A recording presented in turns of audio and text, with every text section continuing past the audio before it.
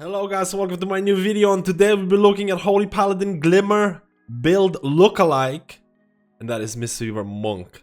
If you didn't really understand the joke, after watching this video you'll probably have a clearer view. But first of all, let's have a look at all of the changes that Mistweaver went through when coming into patch 8.3. We'll talk about the playstyle, we'll talk about the different rotational changes. Again, this video might not cover everything. A lot of the stuff here is relatively field crafting and things like that. But the purpose of this video, and I'm sure a lot of people are confused right now. A lot of Mistweavers are asking questions like, should I try out Fistweaving? Should I try out this new build? Should Fistweaving be viable in Mythic Plus? Is it going to be good in raids? Will I enjoy this playstyle? Will Fistweaving fit me as a healer? And I hope to answer this question with this video by providing certain examples of gameplay, providing my opinions in Mythic Plus, because I've been testing it in Mythic Plus and I've been having a lot of fun. So this statement is very, very true for patch 8.3. Fistweaving is going to be back, and it's going to be viable in Mythic Plus and raids.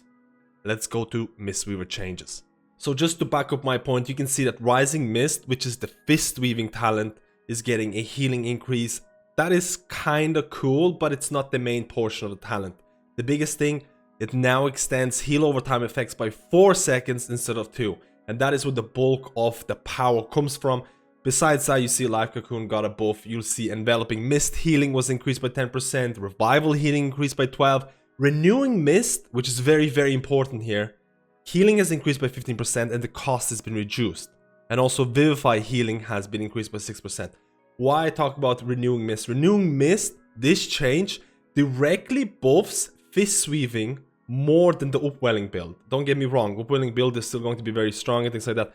But Renewing Mist is a big part of your Fistweaving, because with Fistweaving, with Rising Mist, you're able to extend Renewing Mists and get a ton of Renewing Mist out in your party or raid. And therefore this buff is looking extremely juicy towards this Fistweaving build. Now let's talk about which builds are going to be strong. So if you're going to raid as a Mistweaver, Upwelling is still looking like a good choice, considering that the Upwelling build in raids is substantially easier. It doesn't have a big learning curve when compared to Rising Mist, aka Fistweaving. Fistweaving is looking to be like a decent increase over Upwelling if you can play it really well, which is going to be very hard to do at the very start of the new patch. People are going to be learning, trying out different things, optimizing fights, so it can be hard to be really good at it when a new build is emerging. But overall, Fistweaving is definitely looking like a good option, especially for raid bosses that allow you to be in melee at all times. Of course, there are looking to be like few bosses in the new raid Nihilota, which might not favor this, and you might have to swap over to Upwelling build and do the usual Mistweaver playstyle. But overall, Fistweaving is definitely looking to be strong. And in Mythic Plus, honestly, Fistweaving, I've had so much fun. I don't think I've had as much fun on my Monk in a long time. I've become kind of bored of the Mistweaver playstyle in Mythic Plus and in raids, and all of a sudden Fistweaving build now gives me a real, how do I put it, a real need to DPS, because you can actually see how your DPS impacts your party in terms of healing. And this is why I make this comparison of Glimmer of Light. It is somewhat similar to what Glimmer of Light Holy Paladin playstyle is. It's comparable to the new Mistweaver. Mistweaver is a melee healer, Holy Paladin is a melee healer. A lot of the DPS abilities are affected by haste, which means that haste might become a little bit higher depending on what content you do. It'll be very interesting to see. But overall, it's all about staying in melee, DPSing, and you're going to heal through that. So just some of my observations of this Fistweaving build in Mythic Plus. I was doing a dungeon here, I was testing out on the PTO. Keep in mind, my lag is pretty substantial, somewhere around 200 ms depending, so really hard to get the most optimal output, considering that a lot of your power is coming from getting these resets. So the bread and butter of Fistweaving as Mistweaver Monk is coming from 3 abilities. You have this 1, 2, 3 combo of DPS abilities that will allow you to get resets on Rising Sunkick. Rising Sunkick is the main thing that you focus on as a Fistweaver, because Rising Sunkick will heal the people that have HOTS on them, and it'll also extend those HOTS by 4 seconds.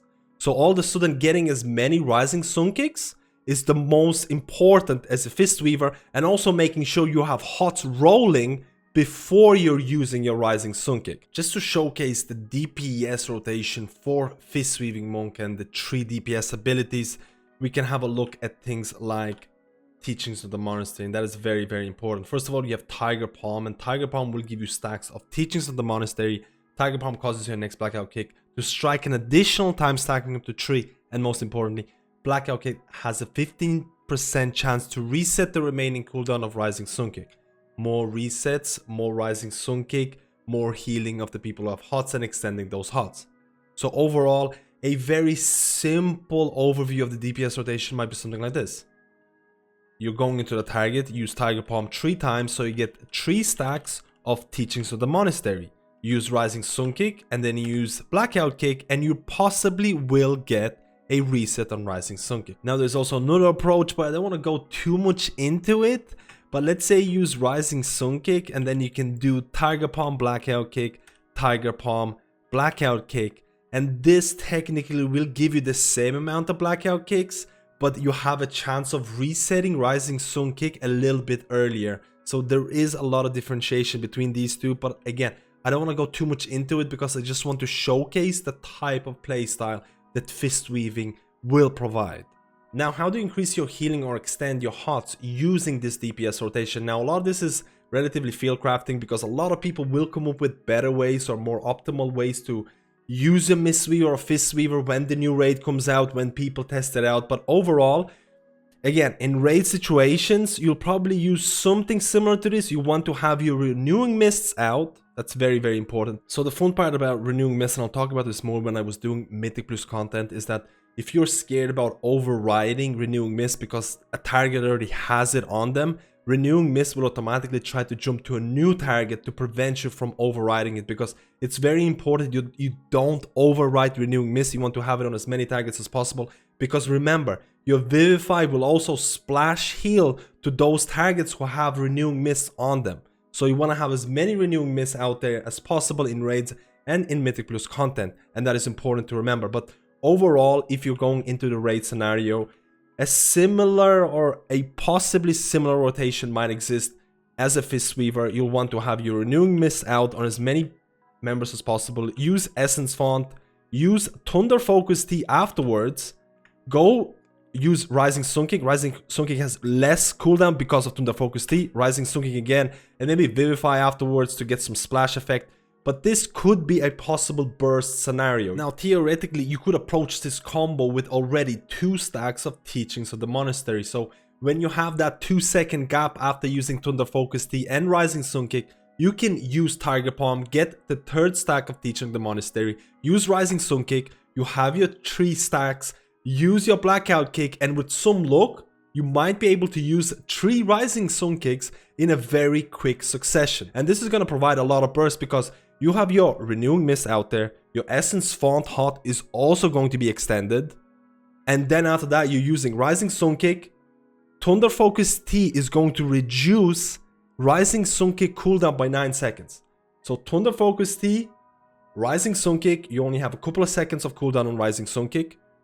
After that, you can use Rising Sun Kick again, you're extending your Renewing Mist, you're extending your Essence Font HOT, and after that, like I mentioned, you can maybe use a Vivify on a target that has your Essence Font HOT, because remember, Essence Font is gonna double proc your Mastery.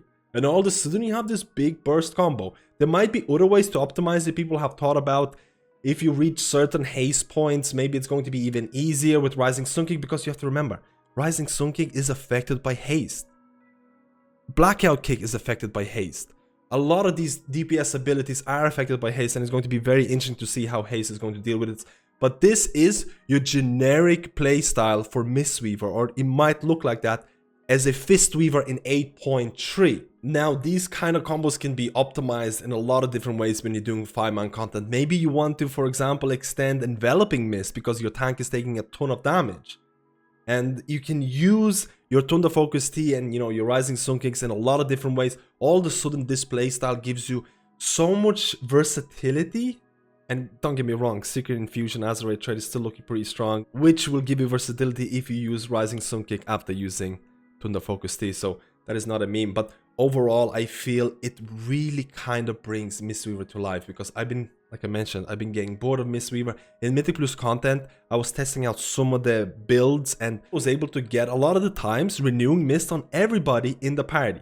And all of a sudden my next Vivify would heal all of them, splash onto them. I can see that on easy healing weeks, you might get away with just renewing Mist healing and maybe, you know, once in a while using your statue on a tank, Soothing Mist, Enveloping Mist, Vivify to help them out. But I feel renewing Mist can account for a lot of your healing on these easy healing weeks. There might be new stat priority, maybe some of the Azeroth change, but overall I still feel Secret Infusion is looking pretty good. Maybe certain essences are going to come into effect. A lot of people have asked me, do I need to run Wave the Crane as a Fistweaver? You don't. You don't have to do it, but I mean, in 5-man content, Wave the Crane during 45 weeks can be very, very fun to use. And in Mythic raids, I don't think a lot of people are going to be running Wave the Crane because of the cost associated. If they are running it, you can get away with it, but I feel Mistweavers are going to opt into that mana build, you know, Memory of Lucid Dream Major, ERT Minor type of thing, at least for progression, because in progression, people are scared. They don't want to run out of mana. They're coming in onto new bosses. They're not sure about the damage pattern. So I still feel that mana is going to be, or mana essences are going to be very, very important. But once people get more familiar, I can see this build, or I can see the Rising Mist Fistweaving build to be a very, very good alternative to the Upwelling build. And eventually maybe overtaking the Upwelling build once people get more comfortable, once people come up with new ways to optimize it. In 5-man content, I see a lot of people running Rising Mist because it feels like there's free healing coming out here. As a Mistweaver in 8.25, you probably have been DPSing anyways, and now there is a real encouragement to do DPS. Now you kinda have a reason to DPS, outside of helping the party, but I can definitely feel very excited for Mistweavers. Are they going to be the best raid healers? I don't think they're gonna overtake, you know, the Disc, the Holy Paladin, maybe the Resto Shaman utility. I still feel Mistweavers are going to be relatively strong in raid, maybe brought in some of the world first skills, we'll have to see. In Mythic Plus, honestly, I've said this multiple times, I think Mythic Plus is going to be a battle between that Resto Druid, between that Mistweaver, and between that Holy Paladin, based on what your comp needs, based on what affixes are given at that point. Maybe you need a Battle Res, maybe you need, you know, Soothe Raging, maybe you want Mistweaver for 5% physical buff, maybe you want Holy Paladin for that healer DPS. Again, I'm quite excited. Fistweaving is definitely back. Honestly, it's looking very, very cool. Are you going to try out Fistweaving? It is looking to be substantially more difficult than Upwelling, but I still feel it's worth. Give it a try. There's going to be a lot of hype around this because it's like a new healer being introduced in the last patch of the expansion. Again, it's kind of a wild, wild west right now. There's a lot of people coming up with new ways to optimize this build. Once the new raid is released, once people have tried it out, there's going to be a lot more information coming out. There's going to be more guides appearing. There's going to be more ways of optimizing it. So keep your ear to the ground. Thank you guys for watching this video. Let me know how you feel about your Fistweaver, and I'll see you in my next guide.